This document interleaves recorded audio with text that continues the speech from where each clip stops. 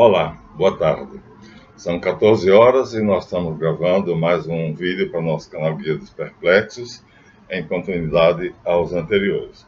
Vocês sabem que nós estamos dando videoaulas e essas videoaulas fazem parte do projeto Caribou, que tem uma escola especial chamada Colégio dos Magos Caldeus.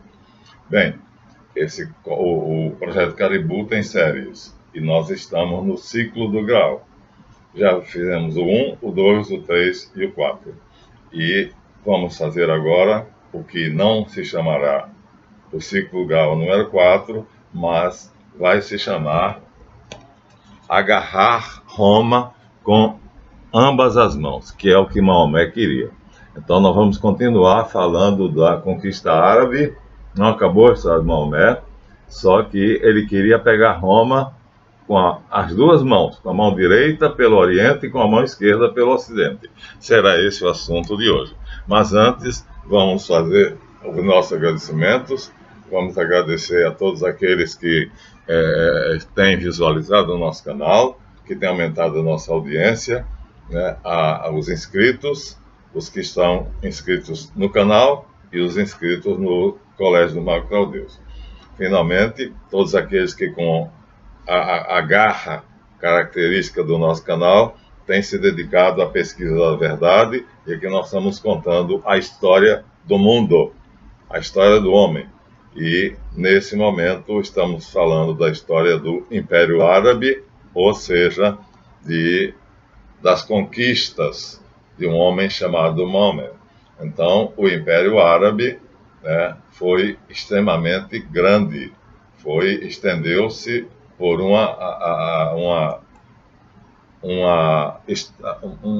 expandiu-se por uma extensão de terra muito grande. Nós aqui temos, né, o mapa mais ou menos característico dele, né? Aqui nós temos, essa botinha aqui árabe, né? Aqui é o centro da Arábia, e aqui de onde foi que Maomé saiu, né, partindo da Arábia para os vários lugares, e ele conquistou praticamente o mundo todo. Então foi um dos grandes conquistadores. E nós temos aqui também, nesse mapa, nós temos aqui as conquistas de Maomé, e que foi a partir daqui da Arábia ele começou o seu império, mas ele vai fazer conquistas muito grandes, e nós vamos contar aqui, mas começou pela terra dele. Ele nasceu na Arábia, a Arábia tem o formato de uma bota, e o objetivo dele era nada mais, nada menos do que converter o Papa cristão, que morava aqui na Itália. Vou mostrar a vocês aqui, olha, essa botinha. Cadê? Essa botinha aqui, parece que está chutando a Sicília, é a Itália. Pois bem, Maomé vai sair da Arábia, que está aqui embaixo, e ele vai vir pelo Oriente e ele vai vir pelo Ocidente. Tá vendo? Aqui ele está vindo pela Espanha, Ocidente. Aqui ele está vindo pela Pérsia, Oriente. E ele quer agarrar o Papa. Ele vem com as duas mãos, a mão esquerda pelo Ocidente, Península Ibérica, e a mão direita pela Pérsia. Então, a intenção dele é converter o Papa de Roma ao islamismo, que é a religião que ele fundou. Vocês já viram Maomé, mas vamos mostrar ele novamente. É um personagem muito simpático. Aqui está o retrato dele, né? É um desenho dele, né? Não tinha fotografia naquela época, extremamente simpático, e nós vamos agora mostrar como foi que continuou. Nós estamos dando continuidade às conquistas de Maomé. Então vamos ler o artigo. Agarrar Roma com as duas mãos é o nome desse capítulo sobre a vida de Maomé. Então, ainda em vida, Maomé viu seu império conquistar toda a Península Arábica. Aquela bota. Aqui, na verdade, olhado de longe, Tá vendo? É isso aqui, ó. Isso aqui é com a forma de uma bota, tá vendo? Aqui é a Pérsia e aqui é o mar. Aqui é a Península Arábica. Então, a Península Arábica é o Mar Vermelho, e aqui nós temos a bota da Pérsia toda, com todas as conquistas que Maomé fez. Então, Maomé conquistou tudo isso aqui primeiro. Depois é que ele saiu para conquistar o resto do mundo. E aí, depois que conquistou a Arábia, ele, morrendo em 632, delegou poderes políticos, religiosos e militares aos califas, que era esse o nome dos seus assessores, seus generais, que o sucederam. Os 4 primeiros califas eram parentes consanguíneos de Maomé, governaram o império até o ano de 661, quando conseguiram expandir as fronteiras islâmicas para Egito, Palestina, Síria e a Pérsia. Era a primeira fase da expansão do Império Islâmico. Aqui está o mapa. Então, mostramos a Arábia, a botinha Arábia está aqui embaixo, e aqui estamos mostrando que ele subindo da Arábia, então agora ele vai aqui, vai chegar até a antiga Pérsia, e depois vai vir pela direita, pelo Oriente, porque ele quer chegar a Roma, que está lá, ó.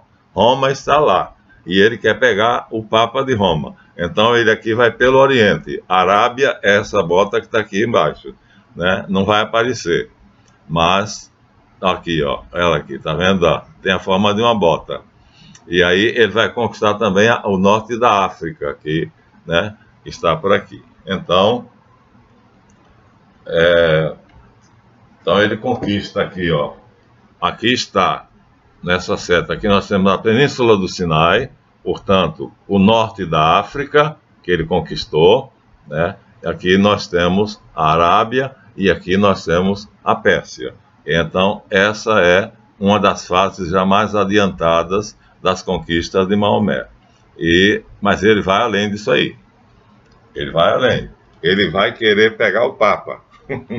Ele vai querer agarrar o Papa com as 2 mãos. Nós temos aqui um livro de Mário Curtis Giordani, Mundo Árabe, que fala exatamente da história que nós estamos contando aqui. E aqui nós temos o Alcorão, que é o livro que o arcanjo Gabriel supostamente editou a Maomé. Famosíssimo, né? É o manual, um dos 3 grandes manuais religiosos do mundo, né? A Bíblia é que se divide em Antigo e Novo Testamento, e o Alcorão é a terceira parte. Então, nós estamos aqui com Maomé, tendo conquistado toda a Arábia. Esses riscos pretos aqui mostram as rotas que ele percorreu para poder conquistar a Arábia, e aqui está mostrando o norte da África, e ele já conquistou aqui, ó. Vê que os riscos pretos chegaram até aí. Ele já saiu da Arábia, já conquistou. E em cima, a Pérsia. Ali, ó, tá vendo aqui em rosa? Essa superfície em rosa é a Pérsia. Era um império imenso e ele conquistou. Então, na segunda fase, ele vai chegar a esse nível de poder. Essa segunda fase teve como detentores do poder a família chamada Omíadas, que transformam Damasco na capital. Damasco vai aparecer aqui, nós vamos mostrar a vocês, governando até 750. Nesse período, os árabes se transformaram numa potência naval, chegando à Índia e iniciando a conquista da Península Ibérica. Então, aqui está a Península Ibérica, vai ser muito importante, porque nós vamos ver aqui, ó, isso se chama Península Ibérica, né? A Península Ibérica vai acontecer aqui, ó, aqui está a África, aqui está o Estreito, né? E aqui está Damasco. Califado de Damasco, está escrito aqui, ó. Então, Maomé estabeleceu o centro do seu poder em Damasco, norte da África, Califado de Damasco. E aqui aconteceu um fato engraçado, né? Um califa chamado Tariq, ele decidiu conquistar a Península Ibérica, que está aqui em cima. E aí tem esse pedacinho de mar separando a África da Península Ibérica. Ó, a Península Ibérica tá em cima, ó. Aqui, ó, Espanha. Aqui é Espanha e Portugal, ó. Portugal aqui rosa, o resto é Espanha. E aí ele quer um califa corajoso chamado Tariq. Ele quer conquistar quer chegar até o Papa indo aí pelo Ocidente. Aí ele está indo pela esquerda, né? Maomé está indo pela direita, lá pela Pérsia, e aqui agora é pela esquerda, segundo o mapa que nós mostramos a vocês. E quem é que está aqui? Quem está aqui é Tariq. Tariq, então, chega até o Califado de Damasco e encontra aqui um estreito, e ele ultrapassa. Ele leva de navio as tropas dele para a Espanha. E aí, justamente, essa faixa de terra que liga a África até a Espanha, né, é considerada duas colunas e é chamada de Jebal. Jebal é colunas. E Tariq é o califa que faz o transporte dos soldados árabes da África, do califado de Damasco, para a Península Ibérica, para a Espanha. Então, esse local passa a se chamar Jebal Tariq, ou seja, colunas de Tariq, que hoje se chama Gibraltar. Agora vocês ficam sabendo, o canal do professor Marlanf é cultura. Gibraltar é o nome do estreito que está aqui, e esse estreito chama Gibraltar, em homenagem a esse califa chamado Tariq, que ultrapassou, ó, saiu de Damasco e passou para a Península Ibérica. Mas aqui na Península Ibérica ele não vai dar mole não, viu? Ele vai encontrar um cidadão que vai dar trabalho para ele. Então vamos falar da história desse cidadão, que também é uma pequenina história parecida com a do rei Arthur. O fato é que Tariq ultrapassa isso aqui e conquista todas essas cidades. Ó. Todos esses riscos pretos aqui são os lugares que ele conquistou. Lugar após lugar. Reino após reino. Então, a expansão agora está sendo via a mão esquerda, ou seja, pelo Ocidente. Ele está indo com uma mão pelo Oriente, Pérsia, e outra pelo Ocidente, pela Península Arábica. Aqui ele conquista o reino dos visigodos, aqui ele conquista o reino das Astúrias, e ele já começou a se aproximar de Carlos Magno, do avô de Carlos Magno, com quem ele vai travar uma batalha. Não é Tariq, é outro já. Aqui é França, tá vendo? Ó? Reino dos Francos. Ele vai terminar chegando aí. Mas, exatamente, para chegar aí, ele vai ter que passar por um camarada que tem sangue na veia. Esse camaradinho aí é famoso e tem uma espada famosa chamada Toledana, e porque foi fabricado na cidade de Toledo. Deixa eu ver se eu encontro aqui a cidade de Toledo. Então, vamos ver. Aqui nós temos Braga, aqui nós temos Toledo. Aqui no mapa, aqui, ó, exatamente aqui nós temos a cidade de Toledo. Nessa cidade aqui vai ser fabricada uma espada que vai ser dada a um homem que vai ser parecido com Arthur. Vai ter uma história parecida com a de Arthur. E vai dar trabalho para os árabes. Os árabes vão passar, mas acontece que a maior parte deles fica no meio do caminho morto. Esse homem se tornou célebre e a história dele tem um pouquinho do sabor do Santo Graal. Então, aqui está, então, a mão esquerda de Maomé para pegar o Papa. E aí, neste período, na cidade de Toledo, os atlantes deram a um ferreiro anônimo o poder de fazer uma espada de um tipo de aço desconhecido, superando todos os metais das espadas que se conhecia. E essa espada tem uma têmpera inigualável, chamada espada toledana. Então, um ferreiro desconhecido recebe o poder dos Atlantes e ele malha no aço uma espada, e essa espada, então, que Tariq quer ela, mas não consegue, e ela vai chegar às mãos de um homem que vai ser parecido com a lenda de Arthur. Esse homem vai aparecer aqui ainda. Então, o Sheik Tariq tentou se apossar dessa espada, mas ela chegou misteriosamente às mãos de um nobre da casa de Bivar, cujo filho adolescente se chamava Diego de Bivar. Então, Diego Dias de Bivar seria um rival igual a Carlos Martelo para o Islã. Então, aqui está, ó, em letras grandes, Diego Dias de Bivar será para os árabes o que Carlos Martelo foi. Então, eles vão ter que vencer Diego Dias de Bivar primeiro, para depois chegar até a França. Antes de chegar à França, o reino dos francos, então eles vão ter que passar por Diego de Bivar, que é um outro personagem parecido com Arthur. É empolgante porque Diego recebe essa espada misteriosamente feita por um ferreiro de um aço que não tem outro metal tão bem forjado, né, tão bem batido. Então, aí Tariq perde a espada, ele não consegue a espada. Ele tenta, mas ele não consegue a espada. Esse guerreiro, Diego de Bivar, recebe o nome de El Cid, que significa o campeão invencível, o campeador.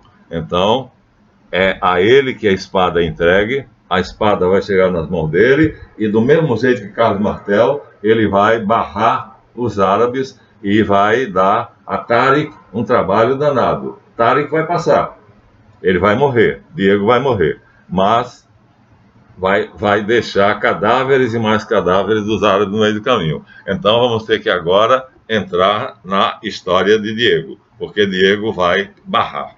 Vamos contar a sua história logo adiante. Por enquanto vamos terminar a história dos árabes. Então, pela esquerda, pela Península Ibérica, ou seja, Espanha. Aqui nós temos então um mapa mais completo. Vamos mostrar a vocês, para vocês terem uma ideia. Olha, aqui a Arábia, de onde tudo começou. Tudo começou na Arábia. Da Arábia, Maomé deslocou-se para a Pérsia. E veio pela Pérsia, ele queria chegar até a Itália. Aqui, a Itália não fica muito visível, porque o mapa está em branco. E aí vem aqui pelo ocidente. Aqui é a Espanha. Aqui é o norte da África. Então ele sai, vem pelo norte, conquista o norte da África, aqui ele faz o califado de Córdoba e atravessa Tariq, um sheik vigoroso, guerreiro valente, ultrapassa o Estreito de Gibraltar, que é Jebel Tariq, colunas de Tariq, e chega até o reino dos visigodos na Espanha. Aí ele encontra um homem que vai ser igual ao Carlos Martello. Esse homem tem uma espada chamada toledana, que Tariq quer, mas não consegue. Então Maomé quer vir por aqui, pela direita, e quer vir por aqui, pela esquerda, para chegar até a Itália e assim obrigar o Papa a se converter aos muçulmanos. Aí nós temos o mapa, vejam bem, esse é o mapa mais claro que nós temos das conquistas árabes. Aqui tem praticamente todas as conquistas árabes, né? Só falta a Itália. Nós vamos ver se a gente consegue descer o mapa um pouquinho para ver se encontra a Itália. Não encontramos aqui, não encontramos a Itália aqui. Então, o que encontramos aqui é a Espanha. Então, o reino árabe de Maomé, do muçulmano, do Islã, então, olha o tamanho dele, ó, saindo da botinha da Arábia, ele vai conquistar todas essas terras. O desejo de Maomé é converter o Papa cristão ao islamismo. Islã quer dizer obediência. Então, ele vai conseguir? Não vai. Mas aqui agora vai acontecer uma coisa, né? Então, Tariq é o nome do sheik que atravessa do califado de Damasco, ele ultrapassa com navios e leva soldados para a Espanha. E aí na terceira fase, que é a última, a dinastia muda dos Omíadas para os Abássidas e transfere a capital para Bagdá, na Mesopotâmia, lá na Pérsia. Então volta para a Pérsia. Do norte da África, volta para a Pérsia. Com a grande extensão do império, ele teve que ser dividido. E os emirados, então, os emires árabes, então, começam a brigar uns com os outros, cada um querendo mais poder, e vão conquistar ainda a Sicília, que é a ilha, aquela ilhazinha que a bota árabe está chutando, né? A Sicília, na Península Itálica, e as ilhas de Córcega e Sardenha. Então, mas o império foi entrando em declínio por causa dessas brigas internas, muita terra, muito poder, muita briga, eles terminam brigando e até em 1492 eles perdem todos os territórios conquistados, os cristãos expulsam eles definitivamente e acaba-se a história. Mas agora vamos ver o homem que segurou Tariq, o homem para cujas mãos foi a Toledana, aquela espada que foi feita por um ferreiro misterioso, parecendo com Excalibur. Então, essa espada vai parar nas mãos de Cid, o Campeador. Quem é que é Cid, o Campeador? Vocês já sabem, é um cavaleiro medieval, muito semelhante a Carlos Martel e a Carlos Magno. Tem alguma coisa com o Graal, ele tem alguma coisa a ver, quer dizer, a espada dele é invencível, e nós vamos ver aqui a história dele. Então, é o Cid, o Campeador, o grande herói espanhol. Né? Os louros aqui vão para o autor do artigo, que é Cláudio Bittencourt Pacheco, atualizado em abril de 2021. Ao chegar em Burgos, que era a cidade onde El Cid nasceu, na Espanha, você vai perceber que existem muitas coisas que falam de El Cid. Se você for para a Espanha, quando chegar em Burgos, você vai ver na cidade muitos monumentos, muitas ruas, tudo se referindo a El Cid, El Cid, El Cid, que quer dizer o campeão. Cid, o campeador, o herói nacional da Espanha. Mas nós não conhecemos isso. Os espanhóis, contanto, sabem que ele é extremamente famoso, tanto quanto o Rei Arthur da Távola Redonda. Talvez esse nome não lhe seja estranho, já teve um filme com o nome dele, mas você talvez não saiba toda a sua história. Vamos conhecê-la agora? Bem, pesquisei um pouco sobre ele para matar minha curiosidade e estou compartilhando agora com vocês o que é que descobri. Afinal, o caminho de Santiago fica muito mais interessante quando você, fazendo ele, viajando da França para a Espanha, você vai passar pelo caminho de Santiago, que era antigamente as terras, o atual caminho de Santiago eram as terras nas quais houve os combates, as guerras entre Cid e Tariq. Os dois se enfrentaram. Só que Cid tinha a Toledana, a espada feita através de um ferreiro anônimo que os atlantes deram o poder de fazer uma espada semelhante a Excalibur. Muito bem.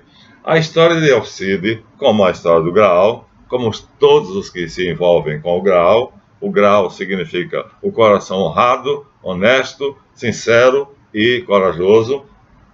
Há fatos reais, lendas e mitos, mas eu vou pegar apenas uma versão. Cid, o campeador, foi um herói castelhano. Castélia era um dos reinos da Espanha. Leão, Castela e Galiza. Castela ou Castélia. Cid nasceu em Burgos, não nasceu nem em nenhum lugar importante, aí não é mencionado aqui, não sei em qual desses reinos. Diz aqui, ele nasceu em Burgos, a 10 quilômetros ao norte de Burgos, capital do reino de Castela. Então, o campeador El Cid nasceu na capital, a 10 quilômetros da capital do reino de Castela. Então, tem o reino de Leão e o reino de Galiza. Ele nasceu próximo do reino de Castela. Mas, contar somente isso ficaria muito pouco, pois esse personagem tem história muito interessante. Aqui nós temos o filme, Charlton Heston e Sophia Loren, né? Fizeram um filme que mostra ele aqui, ó, conhecidíssimo Charlton Heston, magnífico ator, e Sophia Loren, lindíssima, e aqui é o Cid. Existiu de fato, viu? Não é uma lenda, embora tenha muita coisa lendária. Então, nós estamos falando de outro herói que possuía o Graal e a espada. Não era Excalibur. A de Alcide chamava-se Toledana, porque foi fabricada em Toledo, que é, nós estamos aqui, uma das cidades que fica bem no centro mesmo da Espanha. Vamos continuar. Quem era Alcide? Alcide é um guerreiro, e você vai aqui conhecer os detalhes. O nome dele completo era Rodrigo Dias de Bivar, ou Vivar, filho de Diego Lanês, ou Flanês, e de uma das filhas de Rodrigo Álvares, membro da alta nobreza castelhana. Lembra que a Espanha tinha os reinos de Leão, Castela e Galiza. Então, Rodrigo nasce no reino de Castela, né, bem no centro da Espanha, numa cidade chamada Burgos. Órfão aos 15 anos da idade, ele foi levado para a corte de Fernando I de Leão, do outro reino, Leão, Castela e Galiza. Ele nasce em Castela, mas ficando órfão, o pai morrendo, ele vai para o reino de Leão. Lá, ele fica muito amigo de Sancho, que é filho do rei, e é educado com ele no monastério de São Pedro de Cardenha, onde estuda letras e leis. Ou seja, desde jovenzinho, ele já tem, como ele é nobre, ele é educado junto, na mesma escola que o filho do rei de Leão, do reino de Leão. Leão, Castela e Galiza, não esqueça, são 3 reinos, Leão, Castela e Galiza. E Tarik está conquistando esses reinos, e vai encontrar agora a espada de Alcide no meio, a Toledana, que é parecida com Excalibur. Ao morrer em 1065, Fernando Magno, rei de Leão, Magno aqui não tem nada a ver com Carlos Magno, deixou como herança seu reino para 4 filhos. Dessa forma, a Galiza ficou para Garcia, Leão para Afonso, Toro para Elvira, Zamora para uma mulher chamada Urraca, para nós é um nome horrível, parece vaca, e Castela para Sancho, de cujo amigo Diego era. Foram educados juntos e eram amigos, sentaram no mesmo banco das escolas, exatamente como conta a lenda. Então, ele é amigo do rei, e aqui nós vamos ver de novo, aqui ó, aqui está o mapa, de novo aqui, ó, aqui nós temos Coroa de Aragão, o reino de Aragão aqui está, tá vendo, em verde, Aragão. Aqui nós temos a cidade onde Alcide nasceu, Burgos, é o nome da cidade em que ele nasceu.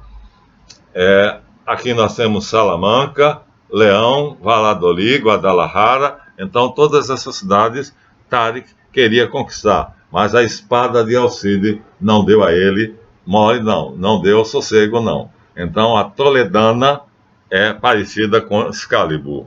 E aí, ele, amigo do rei Afonso,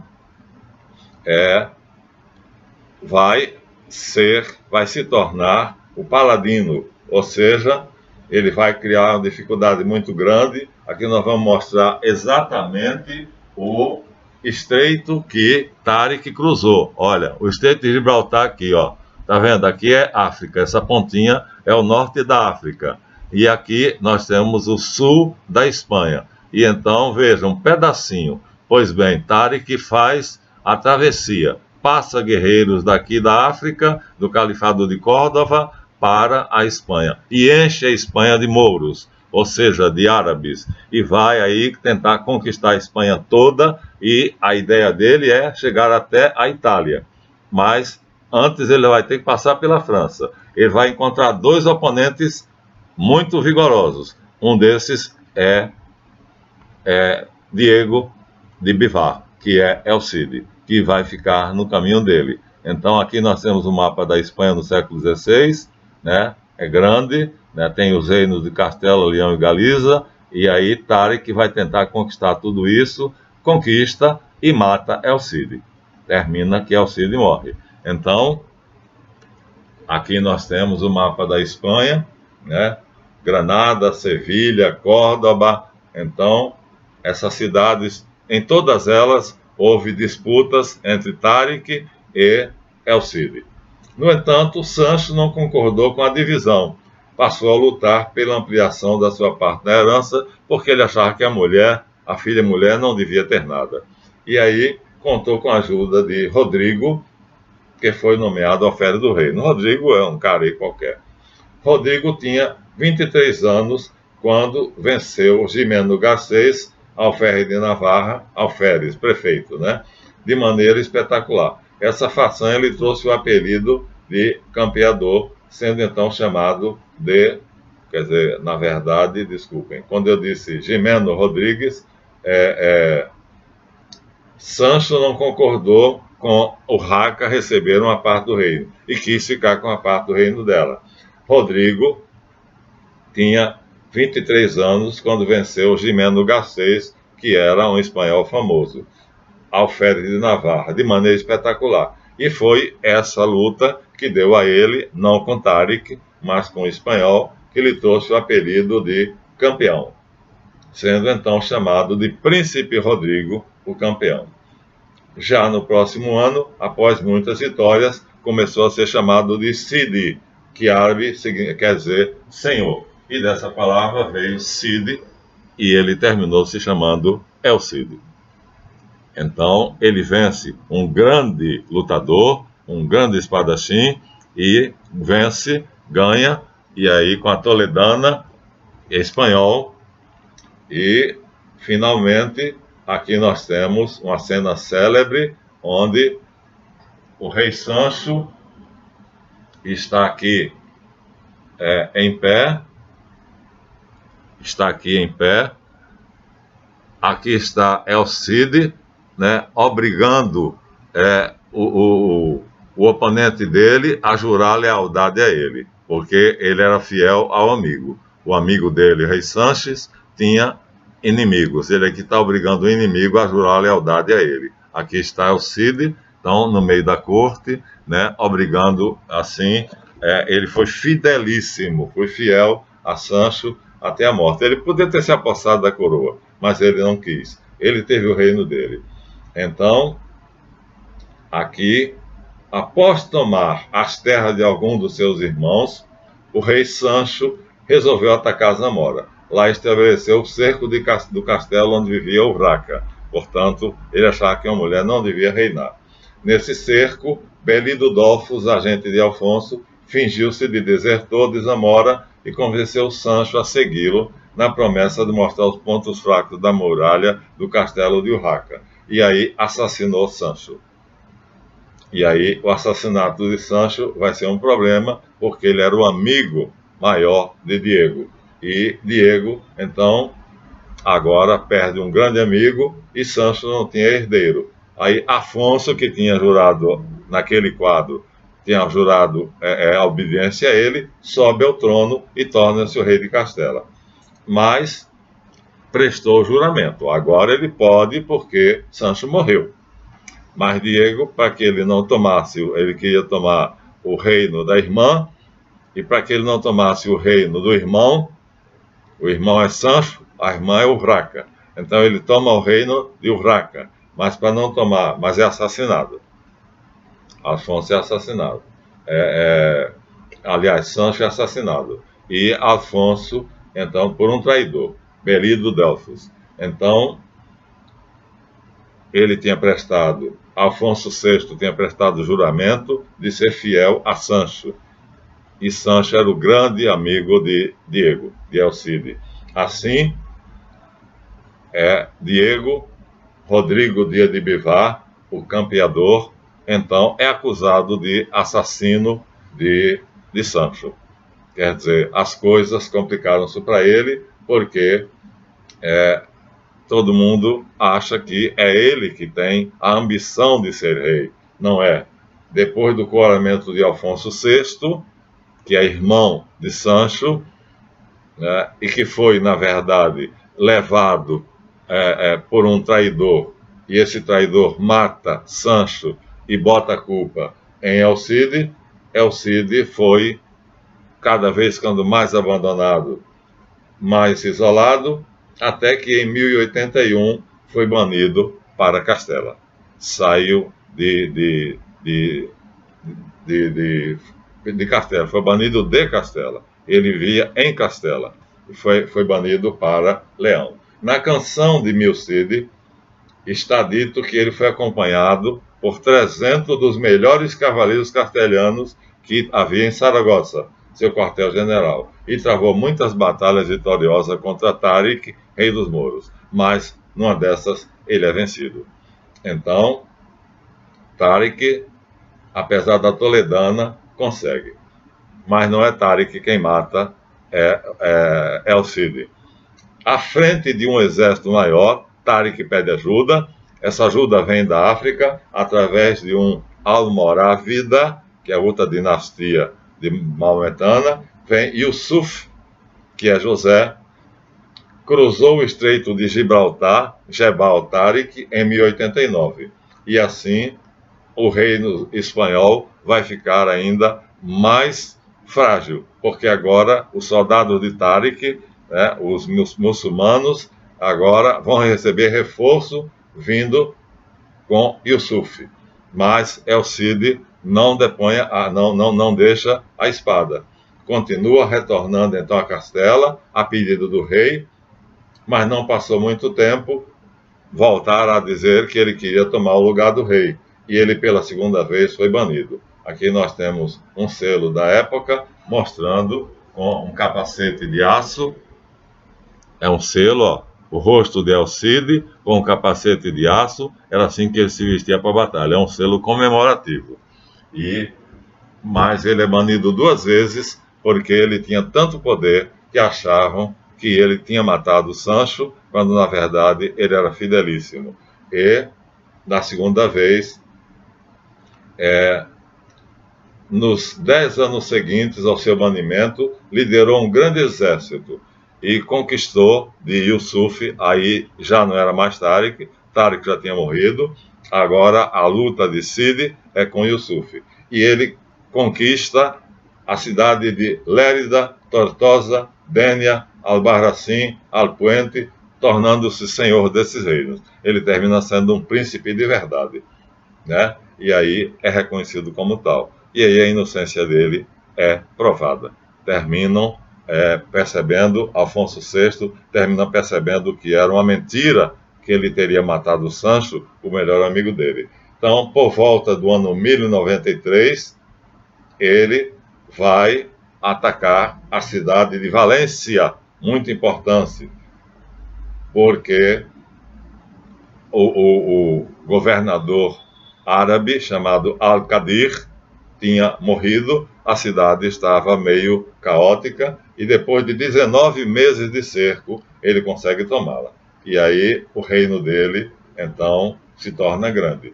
No entanto, os almorávidas não se deram por vencidos e, sob a liderança de outro árabe, Muhammad, sobrinho de Yusuf, apresentaram nas portas da cidade, né, como é o nome da cidade onde ele luta, e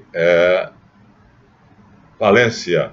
Então, Tarik morre, Yusuf substitui ele, trazendo mais soldado. Yusuf morre e um sobrinho dele, chamado Mohammed, então vai agora tentar vencer Alcide. Então, Alcide luta contra 3 grandes chefes árabes. Alcide teve uma vitória decisiva após muitos combates. Isso contribuiu para torná-lo objeto de uma lenda e de narrativas heróicas, mas a maioria delas foi aumentada. Então, Valência foi governada por Rodrigo, foi o lugar onde ele se fixou, em nome de Afonso VII, que é o sucessor de Afonso VI. Porém, seu poder, na verdade, era independente. O rei reconhecia que ele não tomava coroa porque não queria. Então, o considerava um irmão, um amigo. Afonso VII, então, considera definitivamente que El Cid é inocente do assassinato de Sancho, que foi seu quase-irmão. Assim, com sua inocência provada, com a sua espada toledana invencível, mas ele não é tão invencível assim. Na verdade, independente do rei, mas respeitando a coroa real, Rodrigo ainda aumenta mais seu poder, casando suas filhas com os nobres. Tinha duas, Cristina, também conhecida como Elvira, que casa com o príncipe Ramiro Sánchez, de Pamplona, e Maria Rodrigues com Raimundo Berengario III, conde de Barcelona. Então ele deixa as duas filhas, casa com os príncipes dos reis da Espanha, e muitas das lendas enaltecem Rodrigo, dizendo que ele morreu heroicamente em combate. Mas a verdade histórica é que Cid Campeador faleceu na sua cama, no seu castelo, em Valência, no dia 10 de julho de 1099. Essa é a verdade. Então, mas a história lendária diz que ele foi morto em combate e que a esposa, Jimena, amarrou ele no cavalo e ele foi para a batalha, e os soldados, pensando que ele estava vivo, seguiram ele, e na última batalha que ele travou, ele venceu Mohammed, que seria o último adversário. Mas na verdade não é isso. Ele morre na cama dele no dia 10 de junho de 1099, no castelo de Valência, ao lado de Ximena, sua esposa. Essa é a verdade histórica. Esse homem viveu, esse homem faz parte do ciclo do Graal, esse homem teve a espada toledana, misteriosamente feita na cidade de Toledo, Rodrigo Dias de Bivar. Então, não é somente uma lenda, e aqui nós temos a estátua equestre erguida em homenagem a ele, na cidade onde ele nasceu, Burgos. Então, em Burgos, essa estátua de cavalo está, aí ele está com uma lança, isso é uma lança medieval, essa estátua equestre em homenagem a Rodrigo Dias de Bivar, El Cid, o campeão, o campeador, também chamado Senhor, o nobre. Aqui nós demos a vocês, então, mais um possuidor do Graal e da espada, porque tem um coração nobre e o Graal é a nobreza do coração. Então vejam como é lindo o ciclo do Graal, como é bonito, e aí agora Mohammed passa, porque ele mata El Cid. Cid morre na cidade de Valência, que ele tinha feito dali sua residência, e Mohammed passa. Vai para onde? Vai para a França. E vai para a França, mas vai encontrar um adversário maior do que Rodrigo Dias de Bivar. Ele vai encontrar um adversário maior do que El Cid, que nós sabemos que vai se chamar Carlos Martelo. Isso será assunto de outro vídeo. Até lá.